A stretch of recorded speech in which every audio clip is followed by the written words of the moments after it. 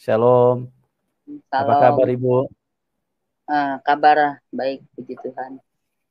Baik, Haleluya, luar biasa Ibu. Terima kasih sudah hadir dan pada malam hari ini ya, ada teman-teman yang rindu mendengarkan bagaimana perjalanan iman Ibu dari yang tadinya tidak mengenal Tuhan Yesus, bahkan anti kepada Tuhan Yesus. betul. Bagaimana Anda bisa mengenal Tuhan Yesus? Nah, ini sesuatu yang akan menjadi berkat bagi banyak orang. Nah, Amin. Ibu Rismayanti bisa ceritakan kepada kami mulai dari latar belakangnya dulu. Bagaimana Ibu di dalam iman yang sebelumnya, seperti apa didikan-didikan yang Ibu terima. Ya, Silakan Ibu Rismayanti. ya, selamat malam. Salam untuk semuanya para penonton YouTube yang ada di link ini atau di YouTube. Perkenalkan, nama saya Rismayanti. Saya dari asli, saya orang Sukabumi, Sunda. Sunda atau Sukabumi, Jampang. Ibu saya asli Muslim, Bapak juga Muslim. Ibu saya sudah meninggal, sudah tidak ada, dan sekarang tinggal saya dengan anak-anak saya. Kenapa saya asli orang Muslim, saya rajin beribadah, saya mengikuti semuanya, puasa, sholat, tahajud, sholat duha, pengajian, semuanya saya ikuti. Berawal saya akan cerita dari masa kecil saya. Ibu saya orangnya ketat banget dengan agamanya. Ibu saya tuh, kalau sholat itu nggak pernah bangun 1 jam 2 jam, dia tuh wirid. Misalnya dia sholat jam 12, bisa bangun jam 3, mau asar dia sholat lagi gitu terus. Dan terkenal lah di kampung itu, ibu saya suka ke musholahnya, rajin apa segala macam. Nah, setelah itu ya kan saya tumbuh dewasa, saya menikah dan punya anak. Kan punya anak sudah dewasa. Nah, saya tinggal meninggalkan kampung, saya tinggal di daerah Bogor sekarang. Saya tinggal di daerah Bogor sekarang.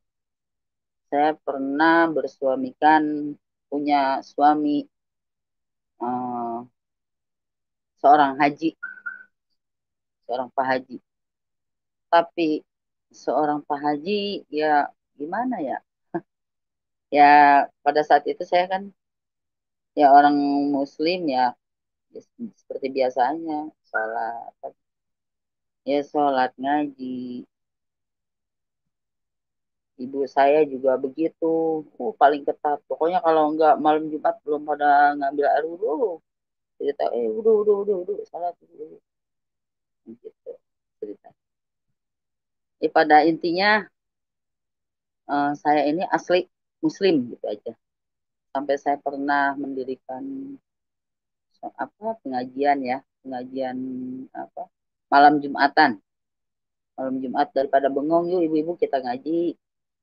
Ngaji dah tuh, ada dari 1 orang 2 orang sampai lebih dari 40 orang, sampai keliling di kampung itu. Saya sebagai wakil ketua pengajian pada saat itu. Nah, lama kemudian, setelah saya mendirikan pengajian, ya kan, saya mendirikan pengajian kehidupan saya punya bersuami kan seorang haji itu, gimana ya, banyak yang enggak masuk logika gitu. Saya punya anak pada saat itu dari Pak Haji itu. Saya menikah sesudah 5 tahun, umur anak saya umur 5 tahun. Ternyata saya baru tahu kalau saya jadi istri yang kelima. Itulah di situ saya terpuruk. Saya terpuruk, ya kan. Begini ya. Ya karena dikarenakan pada saat itu saya udah ada anak, ya udahlah, saya lanjut aja. Yang penting dia masih tanggung jawab. Sempat saya terpuruk, saya sedih gitu kan. Ya makin ke sini saya punya seorang suami haji tapi nggak bisa ngembimbing saya. Ya semakin ya nggak tahu semakin semakin nggak masuk logika aja gitu. Sampai pada akhirnya saya juga ya kan minta berdoa, saya sholat, saya tahajud ya kan, minta disadarkan suami saya supaya sadar, supaya sayang, supaya ya begitulah kalau di Islamnya. Kalau di sebelah gitu, kita kan berdoa, ya katanya nih baca surat ini, baca misalkan apa Yasin dah 7 balik setelah sholat apa tahajud, coba dibaca selama 40 hari saya baca tapi nggak ada perubahan, ya kan makin lama makin ke sini ya terpuruk lah, sudahlah. Singkat cerita saya bercerai dah dengan suami saya tuh ya, akhirnya saya udah berdoa udah banyak doa begini akhirnya suami saya menceraikan saya bercerai sampai saya terpuruk lah kehidupan saya. Dari rumah besar saya jual sampai habis-habisan dah. Padahal saya sudah sering berdoa tapi belum pernah doa saya kok. Kenapa? Nggak pernah dikabul. Itulah. Saya pindah ceritanya, saya pindah ke daerah sini. Tapi saya sering ya apa namanya? Saya udah terpuruk, udah apa berpikiran saya begini kok saya sholat, kok saya puasa, kata Senin Kemis, kok hidup saya makin nggak jelas gitu, makin nggak masuk ke logika aja gitu kok. Kalau memang ada Tuhan ada itu coba dah dibuktikan. Mana sih? Akhirnya kesininya saya sampai males. Saya ada eh, kembali lagi ke belakang. Saya sampai belajar ngaji, apa ngaji saya kurang fasih, apa idgham idharnya, apa panjang pendeknya mungkin nggak jelas gitu kan. Saya sampai belajar lagi dari Iqra supaya saya bisa lagi ngaji itu yang benar gitu kan. Tapi tetap kok ini doa saya kok nggak pernah dikabul. Sampai saya sudah pindah dari situ, saya hancurkan dengan suami saya pindah. Akhirnya hidup saya gelisah, gelisah. Akhirnya kita menjalankan sholat juga kita enggak, frustasi, putus asa lah. Asalnya saya sudah pindah. Nah setelah itu saya berpikir, kadang saya suka bingung kalau dengar ajan ya Tuhan, ya Allah, kok saya nggak sholat. Sedangkan kalau meninggalkan sholat itu hukumannya sekian tahun. Soal meninggalkan satu waktu aja kan 40 hari ya siksaannya. Aduh, kalau 2 waktu bagaimana 3 waktu nih? Akhirnya kita kan frustasi bisa. Mau sholat lagi, yang kemarin juga kita belum diampunin. Jadi kadang suka serba salah gitu kan. Hmm. Akhirnya kita sholat juga, puasa juga ya udahlah yang penting sekarang kita jalanin aja sholat. Tapi gelisah aja. Jadi di dalam hidup saya nggak pernah ada kedamaian. Pikiran saya selalu pusing, buat rezeki juga susah. Serat lah, pasarnya sampai makan aja susah gitu. Oh ini kenapa kok seperti ini? Nah, singkat cerita saya pindah. Saya pindah nih ke tempat ini juga begitu. Usaha saya terpuruk. Ini apa namanya? Saya punya usaha, pengen usaha itu semuanya nggak ada yang jalan, nggak ada yang. Nah, ini apa yang salah jadi diri saya? Apa kok nggak pernah dikabul sama sekali apa? Gitu. Mau kembali lagi saya, sedangkan ngelihat orang-orang ada saudara saya yang beragamanya lain ya seperti apa agama di Kristen ini sampai saya membenci itu. Adik sepupu saya masuk Kristen saya sampai saya benci amit-amit sampai saya bilang amit-amit saya mah kalau sampai saya masuk Kristen mendingan saya ibaratkan mendingan saya nggak makan daripada saya harus masuk Kristen sampai saya pernah sumpah begitu saking saya benci sama orang Kristen tapi makin kemarin terus saya lihat ya antara orang sebelah sama ya agama saya lama sama agama saya yang sekarang itu dibanding-bandingkan makin kok kalau orang Kristen itu ya orangnya sabar, baik gitu. Kasihnya itu jelas gitu ya kan. Terus sopan santunnya walaupun Padahal itu orang ada, orang punya gitu. Luar biasa itu ya kan. Kadang-kadang saya suka ketimbang saya ketemu dengan seorang muslim, misalkan dia pulang dari pengajian atau dia mentang-mentang dia habis ini, kayaknya ngelihat kita itu mukanya tuh sinis gitu, seakan-akan dia itu gue nih yang paling apa namanya, yang paling soleh, yang paling suci, yang paling pintar nih gue. Nah kadang-kadang saya kok orang, jadi sering saya banding-bandingkan sampai adik sepupu saya juga ya begitu gitu kan, sampai nggak diakuin sama orang tuanya. Nah kehidupannya sekarang tuh sukses gitu kan, kok bisa saya yang ada di muslim, ibu saya tukang ngaji, ibu saya tukang sholat, mendoakan saya, dan saya sendiri juga terjun sendiri. Bahkan saya baca apa waqiah ya, 40 balik itu katanya sehabis asar itu buat ngambil rezeki sampai ke situ. Sampai kita sholat duha. Tapi kok malah nggak ada kalau bahasa. Tapi kalau ngeliat orang nggak pernah ngaji, ada sepupu saya tuh. Itu kebujijatannya tuh malah sampai dia pakai mobil, sampai oh hidupnya tenang, rumah tangganya tenang. Oh saya di sini seperti ini gitu. Nah satu itu, nah lama kelamaan ya terpuruklah saya. Saya akhirnya saya tuh malas untuk sholat, frustasi karena merasa oh saya sholat, saya udah berusaha begini gitu kok kehidupan saya tuh nggak ada perubahannya. Nah itu udah bertahun-tahun lama. Nah, kebetulan adik saya tuh yang dari Bogor tuh ya dan pindah ada ceritanya ke rumah saya. Nah adik saya itu terus dia sering mendengarkan yang kayak gitu deh ya kan, apa masalah tentang agama, ilmu apalah mak, apa torekat makrifat segala macam dah, saya juga nggak ngerti deh yang kayak begitu. Itu saya berpikir ini orang nih kenapa sih kok begitu mulu tiap malam ini orang lu. Terus saya tanya begini, lu tuh kenapa sih ngomong apa, nyari nyari gituan mulu lu, ntar lu jadi murtad lu. Saya bilang sampai saya ngomong begitu, adik saya berantem tuh masalah kasihan lu nggak boleh begitu, kita kan orang tua kita kan emang Islam, kasihan doain tuh orang tua malah ngaji malam Jumat, sampai saya ngomong begitu sama adik saya. Adik saya mah tetap aja dia mah kadang nyetel YouTube dari ini apa, orang-orang ya dari Kristen gitu. Pokoknya yang aneh-aneh aja pikir saya waktu pada saat itu ya aneh gitu kan. Karena saya sangat membenci banget. Jujur, sampai saya sumpah lebih baik saya nggak makan daripada saya memeluk agama Kristen. Sampai sumpah begitu saya. Gitu. Saking saya dulu anti ya kan.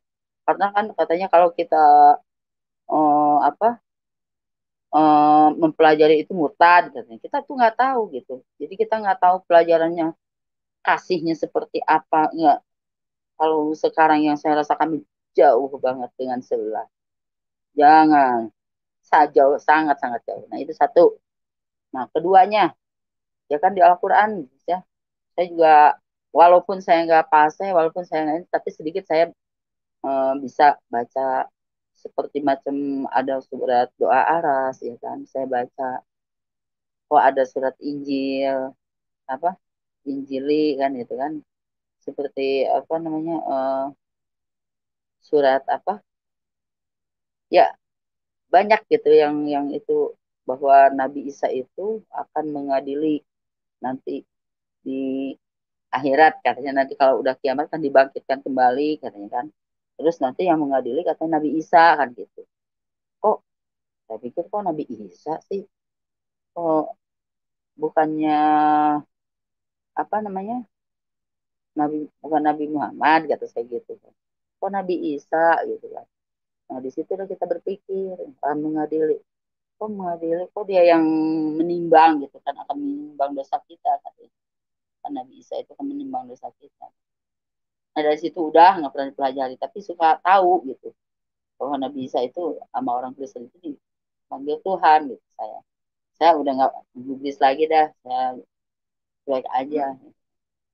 Terus ya itulah, jadi makin kesini saya, adik saya ini nih gencar banget gitu, sering diskusi sama saya, diskusi masalah ini apa Nabi Isa ya kan, sampai pokoknya dia agama itu dalam banget, oh sampai Pokoknya semuanya kalau diceritain di sini susah gitu ya. Kepercayaan adik saya pikir begini, ini orang jadi murtad begini, gila. Sampai saya ngatain adik saya gila kali ini orang. Kasihan banget orang tua. Saya masih tetap aja kan. Kalau saya ke kuburan, ya, ke makam itu ya kan. Baca doa, ya, ngaji Yasin, apa gitu, ngeliatin orang tua. Sampai saya pikir, tapi kok ini anak yang ini kasihan nanti orang tua kita kan disiksa, katanya di sana kan gitu. Kalau ya kita masuk di agama ini. Sampai saya begitu. Lama-kelamaan, akhirnya, oh saya juga punya anak, kok ikut-ikutan juga dengan adik saya. Itu ikutan dia diskusi dah. Pokoknya tiap hari itu kan masalah diskusi masalah agama aja. Antara agama sebelah sama agama di sini. Ayo aja terus ya kan. Nah, saya diam-diam akhirnya saya, oh iya juga ya. Iya juga ya, nanti yang akan mengadili kita kan Nabi Isa. Ya kan, Nabi Isa terkenal dunia dan akhirat. Dan kebanyakan memang di Al-Quran itu ya Nabi Isa disebut.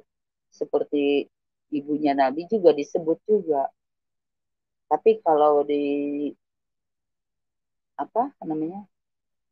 Kalau namanya Nabi yang sebelah itu kan ya jarang sekali. Bahkan ya seperti itulah gitu.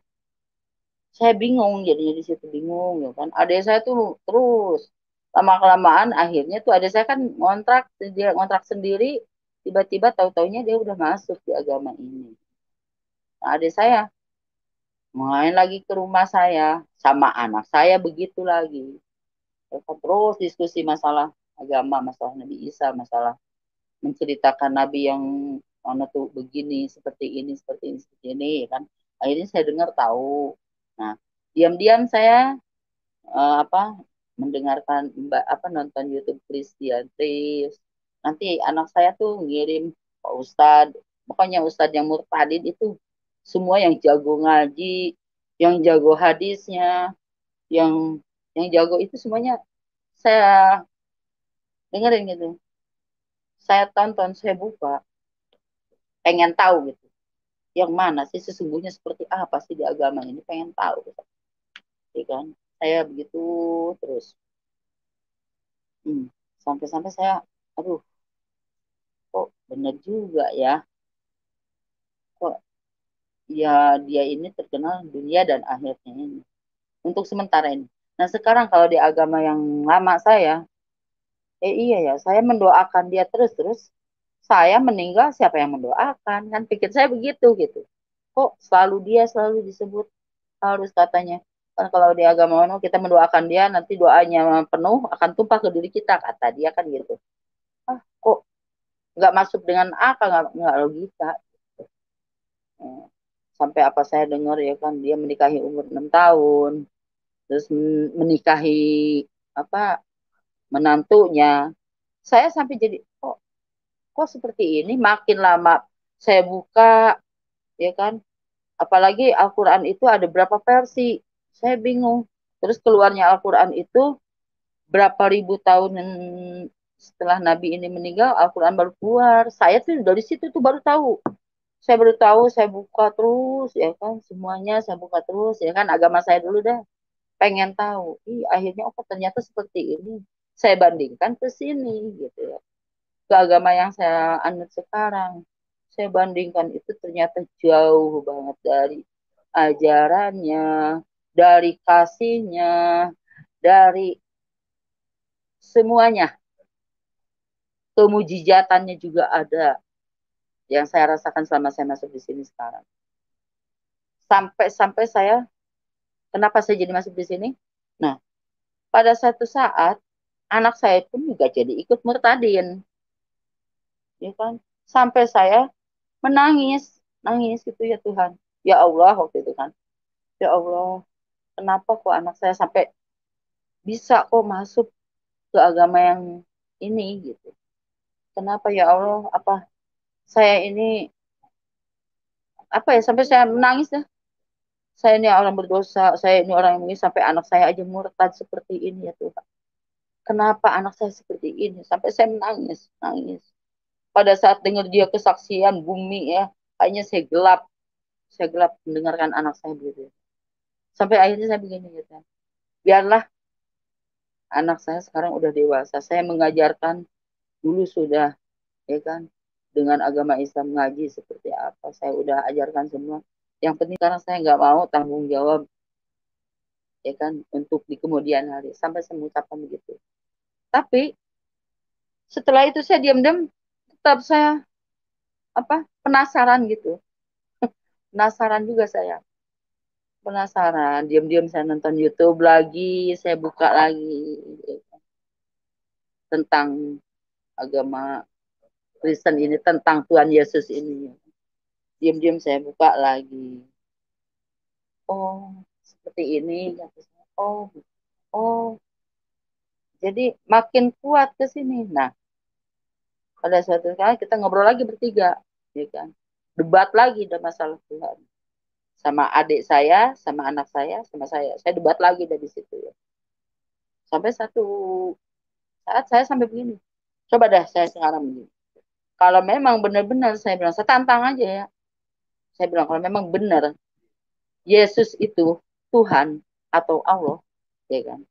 Kalau memang Tuhan Yesus itu ada, katanya orang, saya minta datang malam ini. Saya minta mimpi malam ini. Datang dengan cara apapun. Kalau saya, kalau sudah datang Yesus tidak datang di mimpi saya akan mengikut Yesus. Sampai saya sumpah begitu. Saya tidur. Nah, udah gitu udah diskusi ya kan sama anak sama tidur. Sebelum tidur juga saya mendengarkan agama Kristen ini dari YouTube Kristen. Ternyata enak juga dah, nggak ada yang melenceng, nggak ada yang pikir saya begini.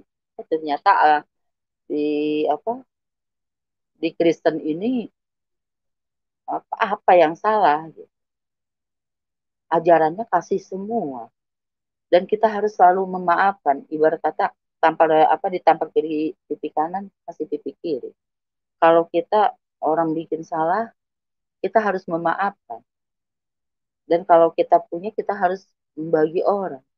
Apa yang salah di ajaran Kristen? Kok nggak ada? Oh, tapi kenapa dicemooh? Kata saya gitu kan.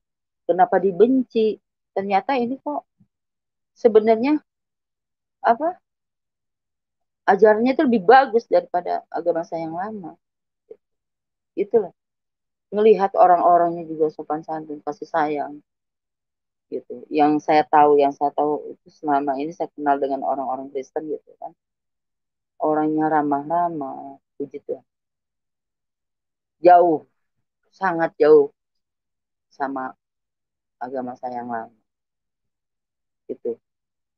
Nah, itu satu itu. Jadi banyak yang enggak apa banyak yang nggak ngerti gitu di pikiran saya waktu di agama yang lain. Katanya kan kita nggak boleh begini, menyembah ini nggak boleh, tapi oh kita ke sono arahnya seperti itu. Oh tapi jadi ya seperti itu lah. Nah sehingga saya mimpi, saya tuh ditantang sama saya. Kalau memang Tuhan Yesus Tuhan, memang ada benar itu Tuhan itu Yesus ada. Coba malam ini saya minta datang Tuhan di mimpi saya. Saya tidur, gitu saya tidur, ih puji Tuhan. Saya tidur saya lelap, enak, tenang, damai. Saya di dalam mimpi itu, jadi saya itu didampingi seseorang, orangnya tinggi besar, tapi saya nggak ngeliat mukanya. Tapi merasa di diri saya ini, kok saya jalan sama orang ini kok damai, kok tenang, enak aja gitu. Gimana ya rasanya? Kayak enteng lah, enak gitu, sukacita. Ya gimana? Belum pernah yang namanya mimpi. Biasanya kalau saya mimpi itu yang ada serem-serem. Ntar mimpi inilah mimpi itu. Tapi saya terakhir dikasih mimpi, itulah. Saya mimpi didatengin seorang laki-laki. Tapi kayaknya seperti pakaiannya tuh, wah kayak orang gede, kayak orang gini ya, apa namanya, yang terhormat banget gitu. saya pikir dalam mimpi itu begini, kok saya jalan sama siapa nih ya? Oh tapi enak kok, saya damai tenang, itulah. Nah dari situlah sebenarnya saya bangun, ya kan. Pas besok saya cerita sama adik, ya kan kata lu semalam kata nantang, oh, berarti itu Tuhan ya. Oh iya, begituan saya di situ. Setelah saya di situ saya makin mempelajari, makin pengen tahu gitu. Udah dah. Pada akhirnya saya sama orang yang jago apa hadis. Aduh, kok yang jago hadisnya, yang jago Qurannya, yang jago segala-galanya kok dia bisa masuk Quran. Masa saya enggak? Yang ngerti, yang pesantrenan, masa saya enggak? Sedangkan saya, walaupun saya Islam dari kecil, keluarga saya Islam, tapi kita nggak begitu banyak mengerti. Ya yang kita tahu paling katanya Yasin, ya kan. Nih baca apa seperti Tabarok katanya, buat menerangkan dalam kubur. Nih baca Waqiah buat rezeki, gitu kan. Ya seperti itu aja. Jadi gimana ya? Walaupun kita Muslim, nggak nggak terlalu mendalami ya. Tapi pada saat itu kita benci sama orang Kristen. Nah, setelah saya mimpi, saya menantang Tuhan, ternyata Tuhan datang, ya kan, ke dalam mimpi saya. Eh, dan hidup saya juga setelah dari situ, ya damai, enak. Udah nggak punya beban apa-apa lagi gitu. Udah. Saya semakin yakin, oh berarti memang Tuhan, Nabi Isa itu memang Tuhan, ya kan, yang akan mengadili kita nanti di akhirat. Ya dia yang akan mempertimbangkan kita. Ya itulah semakin kuat saya ingin masuk ke agama ini. Itulah pengalaman hidup saya. Puji tah, puji Tuhan sekarang Tuhan Yesus ada di dalam diri saya. Saya kemana-mana itu selalu ya enak dan berkat sedikit ada. Alhamdulillah Tuhan. Tuhan selalu memberkati saya dan anak saya, keluarga saya. Tadiannya saya suka sakit-sakitan. Puji Tuhan sekarang saya udah nggak sakit-sakitan. Puji Tuhan. Jadi sekarang saya juga nggak terlalu gimana, udah tenang aja. Setelah saya minta dibaptis, udah mimpi, udah didampingi mungkin itu Tuhan, ya kan? Saya makin belajar dan saya minta dibaptis, ya puji Tuhan. Setelah saya masuk sini, hidup saya tenang, damai. Kasarnya, walaupun hari ini kita nggak punya apa-apa, tapi ya selalu ada, diberkati terus. Puji Tuhan. Itulah serumit cerita kehidupan saya. Ya kalau memang saya mau buka banyak sekali. Tapi ya nggak perlu. Yang penting sekarang saya memang sudah percaya dengan Tuhan Yesus, ya kan? Tuhan yang nyata, Tuhan yang benar-benar memperhatikan semua umatnya, orang yang membutuhkan asal dekat dengan Dia. Ya puji Tuhan. Amin. Apa dimudahkan semuanya. Haleluya. Haleluya. Baik. Terima kasih Ibu Risma Yanti. Ibu Ya. Risma, setelah Ibu percaya Tuhan Yesus, bagaimana ininya, tantangannya yang Ibu hadapi selama ini? Dari teman, dari keluarga, atau mungkin juga dari kelompok-kelompok yang mungkin tidak terima dengan keberpindahan Ibu terhadap keyakinan, tantangan apa yang Ibu hadapi selama ini? Ibu bisa Tapi ceritakan. puji Tuhan Pak, saya belum ada tantangan. Kalau untuk ini malah saya banyak menginjili pada ini masuk gitu Pak. Saya menginjili, ngasih tahu sama orang-orang yang tadinya ini gitu kan, ada ngikut malah Pak. Ya, Ya. jadi sebagian belum banyak orang tahu kalau saya ini udah murtad ya kan. Tetangga sebelah. Sekarang kan orang yang juga saya kan megang diakonia ya. masak diakonnya gitu kan. Tapi orang nggak tahu, tapi ya puji Tuhan ada sebagian tahu malah dia mengikut saya gitu Pak. Belum, Puji Tuhan. puji Tuhan. Jadi Tuhan selalu mendampingi saya, Roh Kudus selalu ada di diri saya. Jadi ya, puji Tuhan belum ada tantangan. Iya.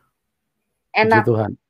Ya, luar biasa ya. Jadi teman-teman, inilah di dalam Tuhan Yesus kesaksiannya didasari dengan kebenaran. Jadi kalau tidak ada tantangan, maka narasumber juga bilang tidak ada tantangan, ya. Tidak ada yang di bluffing, tidak ada yang dibesar-besarin, ya. Yang diceritakan itu apa yang dialami, yang diceritakan itu apa yang terjadi. Jadi tidak ada sebuah tujuan-tujuan untuk menggiring orang supaya terlihat fenomenal atau fantastik, ya, fantastis. Tetapi di dalam Tuhan Yesus kami berbicara kebenaran, karena setiap apa yang kami sampaikan, pertanggungjawabannya bukan kepada Anda yang mendengarkan. Tetapi pertanggungjawabannya kepada Tuhan yang Maha Tahu, yang Maha Sempurna, yang Maha Benar. Dialah yang akan menghakimi setiap manusia. Ya, Tuhan Yesus tahu betul apa yang terjadi. Jadi kalau kita mengarang-arang, maka risikonya akan besar sekali karena kita berhadapan dengan kekudusan Tuhan, bukan berhadapan dengan penilaian atau pendapat manusia. Sebetulnya begini. Ya gimana, Bu? Sebetulnya saya setiap ketemu orang teh pengennya teh membicarakan masalah ini aja gitu sebetulnya. Jadi Roh Kudusnya itu pengennya tuh kalau ada orang, tapi sedikit demi sedikit kalau ada orang selesai jadi murtadin, tantangan belum ada, malah pengikut jadi banyak. Gitu loh. Haleluya. Ya. Saya tuh selama saya masuk murtadin udah ada 1, 2, 3, hampir 5, 6 orang Pak. Saya jadi murtadin paling baru 6 bulan juga belum kan, 5 bulan. Tapi puji Tuhan, puji Tuhan. Tapi Ibu sudah memurtadkan 6 orang juga. Betul. Jadi saya udah memurtadkan 6 orang Pak. Gitu. Luar biasa. Jadi ya sudah memurtadkan 6 orang saya, puji Tuhan. Ya. Itulah. Cuman ada yang belum, nanti akan segera. Mudah-mudahan, jangan mudah-mudahan, pasti kita akan mendapatkan buah lagi gitu. Bukan saya membanggakan, tapi kita menceritakan saya belum ada tantangan, tapi puji Tuhan ya selama ini saya selalu berbicara misalkan masalah ini, akhirnya orang bisa ikut gitu. Puji Tuhan jadinya. Puji Tuhan, Bu. Ya, jadi sebagai hamba Tuhan saya perlu sampaikan bahwa konsekuensi yang tidak bisa kita hindari setelah ikut Tuhan Yesus pasti akan ada tantangan, Ibu. Ya, betul. Bahkan tantangan yang terbesar yang kita hadapi adalah tantangan di mana nanti kita harus berkorban, mungkin bisa sampai ke nyawa kita karena dunia tidak bisa menerima kebenaran yang ada di dalam Tuhan Yesus. Iblis tidak menyukai kebenaran yang ada di dalam Tuhan Yesus. Makanya iblis akan marah besar, dia akan kendalikan banyak orang untuk melakukan penyerangan-penyerangan yang kita mungkin bisa alami di dalam hidup ini. Tapi percayalah bahwa Tuhan Yesus adalah Tuhan yang setia, karena Tuhan Yesus berkata, jikalau dunia menganiaya kamu, ingatlah bahwa dunia telah terlebih dahulu menganiaya aku. Amen. Dunia di sini adalah bicara tentang iblis, ya. Iblis adalah penguasa dunia. Kok bisa begitu? Ya, karena manusia dari kecil sudah pandai berbohong. Ya, betul. Padahal tidak ada satu manusia pun yang suka dibohongin. Tidak ada. Manusia paling merasa hancur kalau dia dibohongin. Manusia akan sangat kecewa atau sangat merasa dizolimi atau dan lain-lain, ya, kalau dia dibohongi. Tetapi itulah kenyataannya, manusia saling membohongi satu dengan yang lain. Kok bisa begitu, Pak? Ya, karena memang dunia ini dikuasai setan, makanya Tuhan Yesus 2000 tahun yang lalu turun ke dalam dunia untuk menyelamatkan kita dari tangan setan, gitu. Ya. Setan tidak ingin melepaskan kita dari tangannya. Karena setan itu jahat, setan itu ingin membunuh, membinasakan kita. Iya. Dia ingin membawa kita dan melemparkan kita ke alam maut. Tapi Tuhan Yesus datang dalam Yohanes 10 ayat 10 supaya kita mempunyai hidup dan mempunyai di dalam segala kelimpahan. Ya, Ibu tetap semangat, tetap kuat, sekalipun nanti akan ada tantangan. Percayalah bahwa Tuhan Yesus itu Tuhan yang setia. Karena kita ingat, Bu, para rasul yang dipilih Tuhan Yesus hanya satu orang yang tidak disembelih. Itulah Yohanes. 12 rasul anak domba Allah. Semuanya disembelih, Bu. Itu memang sudah konsekuensi karena dunia marah sekali dengan Tuhan. Makanya hal seperti ini mungkin orang belum mengerti.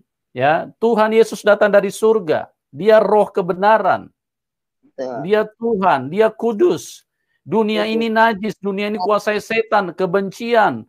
Dunia ini dikuasai kematian. Dunia ini ingin membunuh semua manusia. Iya, ya. Yohanes 8 ayat 44, iblis adalah pembunuh manusia sejak semula. Yohanes 10 ayat 10, pencuri datang hanya untuk mencuri, membunuh, dan membinasakan. Itulah sebabnya bahwa iblis sangat menginginkan kematian manusia. Iblis sangat menginginkan supaya manusia bisa saling menyerang, saling membunuh, saling menyiksa, saling menyengsarakan. Cuma atas dasar kebencian. Cuma atas dasar emosional. Cuma atas dasar membela. Membela yang tidak perlu dibela. Padahal itu semuanya hanya program iblis yang terus merusak kehidupan manusia. Untuk manusia selalu dikendalikan oleh hawa nafsu, diberdayakan oleh tipu daya, diberdayakan oleh kelicikan-kelicikan dan kesesatan-kesesatan yang dimunculkan oleh iblis.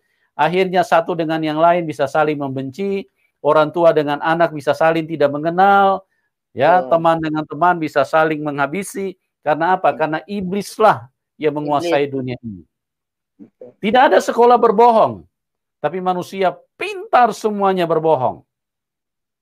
Tidak ada sekolah amarah, tapi manusia semua pintar marah. Tidak ada sekolah membenci, tapi manusia semuanya dipenuhi dengan roh kebencian.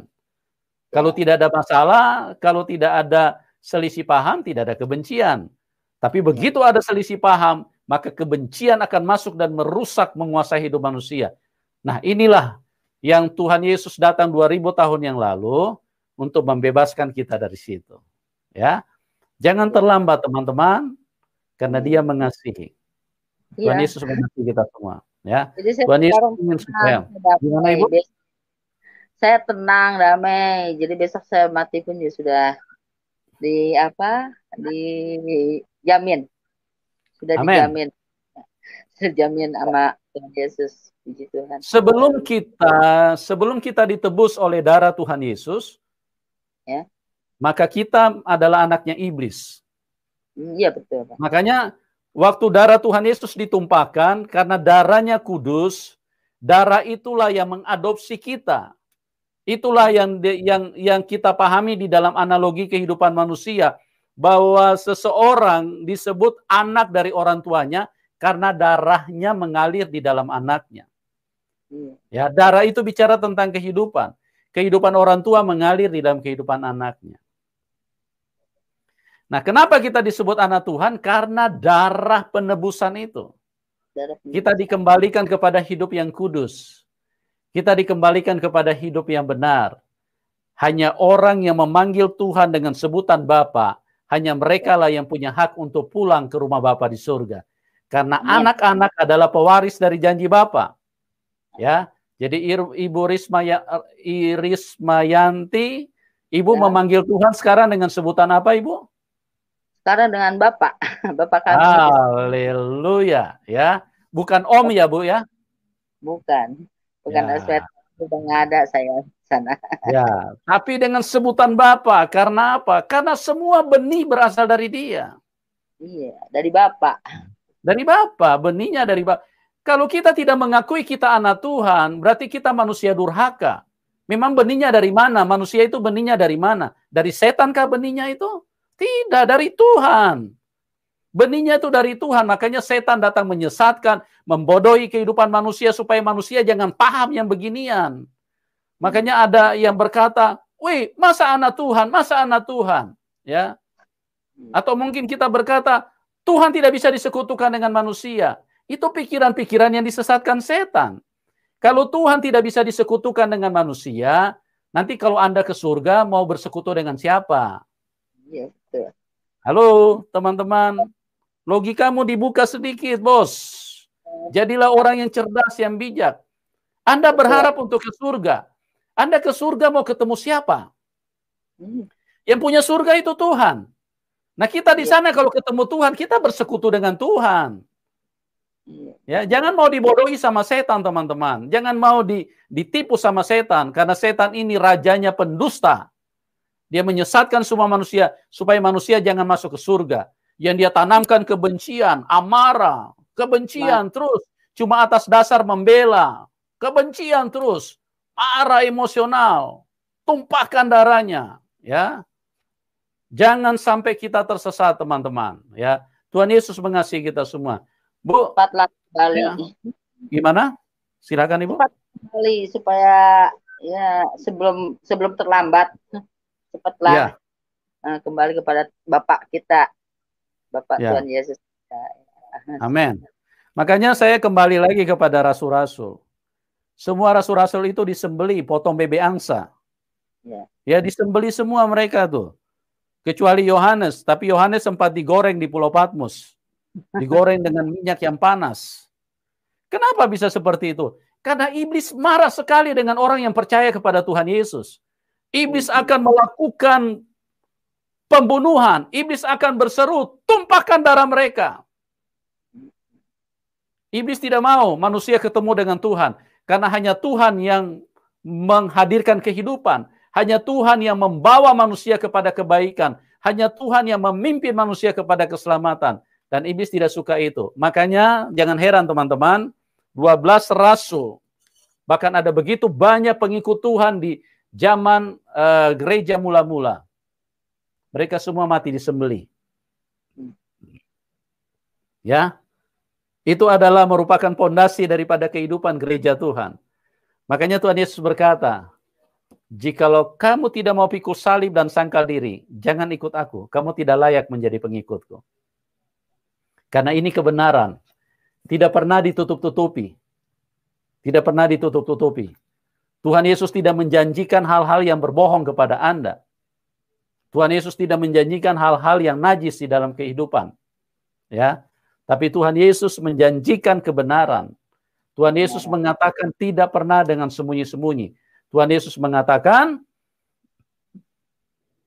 kalau kamu mau ikut aku, kamu harus pikul salib dan sangkal diri. Kalau kamu tidak mau pikul salib, kamu tidak layak menjadi pengikutku. Ya, Tuhan Yesus tidak pernah janjikan Anda bidadari. Karena Tuhan Yesus berkata, di surga manusia hidup seperti malaikat. Di surga manusia hidup seperti malaikat. Tidak ada yang namanya seksualitas. Karena kehidupannya sudah berbeda. Kehidupan roh. Kalau dunia daging itu ya kehidupan seksualitas secara daging. Tapi kehidupan roh adalah sebuah kehidupan yang berbeda. Ya, Tuhan Yesus memberikan kebenaran yang sesungguhnya. Ibu Risma Yanti, ya, kira-kira Ibu apa yang menjadi kekuatan terbesar Ibu sampai Ibu benar-benar meninggalkan keyakinan Ibu yang lama? Apa yang menjadi pegangan Ibu yang begitu kuat sampai Ibu dengan mantap menjadikan Tuhan Yesus sebagai Tuhan dan Juru Selamat? Silakan Ibu bisa ceritakan kepada kami. Saya mantapnya itu ya, itu setelah saya semuanya ya, emang Tuhan Yesus yang akan mengadili kita. Yang akan mengadili kita, ya kan? Iya, itu salah satu contohnya ya adik saya, anak saya, ya kan? Kita debat dengan masalah itu. Ya jadi memang seperti apa namanya, Nabi Isa itu emang ini apa, hakim, ya kan? Yang bikin saya mantap yaitu hakim. Amin. Dia akan menghakimi kita semua, ya kan? Dan kalau kita Hmm. mengikut Nabi ya kepada Tuhan Yesus, Nabi Isa ya berarti kan kita memang dirangkul nanti sama dia, ya kan gitu. Kalau kita Ya, tidak mengenal dia, mana dia mau kenal sama saya nanti di sana gitu loh Pak. Jadi kita ya, semakin tetap ya kan, karena dia udah memang memang dia ini kalamnya Allah gitu. yes, Iya, ini ya. apa Jadi, kalamnya j- Allah itu memang ada di sini. Jadi ada di di Nabi Isa ini gitu maksudnya. mhm. Itu yang bikin saya mantap itu aja. Jadi Jadi yang mantap bikin ya, Bu. ya, jadi saya tidak akan pernah tergoyahkan, tidak akan, Yes, dan saya amen. dijamin saya masuk surga, amin kan. Ya, Udah nggak ada kegelisahan lagi, saya udah dijamin ya, memang udah dia tuh ya. Kalau sekarang Pak Hakim di dunia aja kan hakim.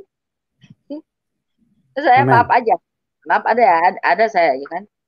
Seperti saya harus bersaksi. Kan kalau kita bersaksi itu kan kita memang harus nyata saksi ya Pak ya. Yes, Nah, aku bersaksi bahwa Muhammad itu putusan Allah. Kan saya nggak pernah bersaksi Pak. Itulah contoh.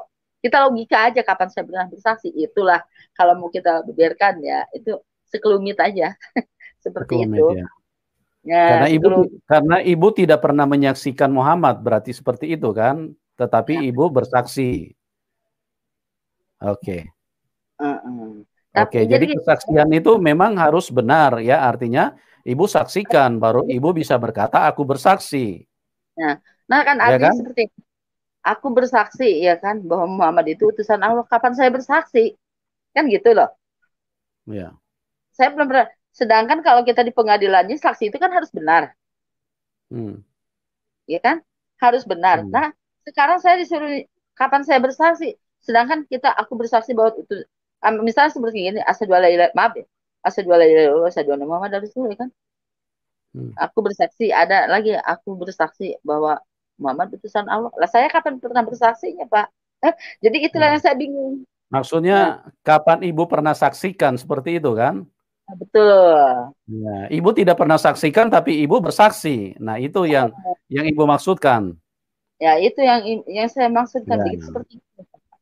Itulah. ya. Jadi kita, oh iya ya. Ayo kita selalu berdoa harus sana. Terus yang mendoakan kita siapa? Kan gitu. Hmm. Ya, banyak sekali kejanggalan Ya. dan Kalau semakin misalnya begini, Bu. Misalnya begini, saya bersaksi bahwa Tuhan Yesus adalah Tuhan.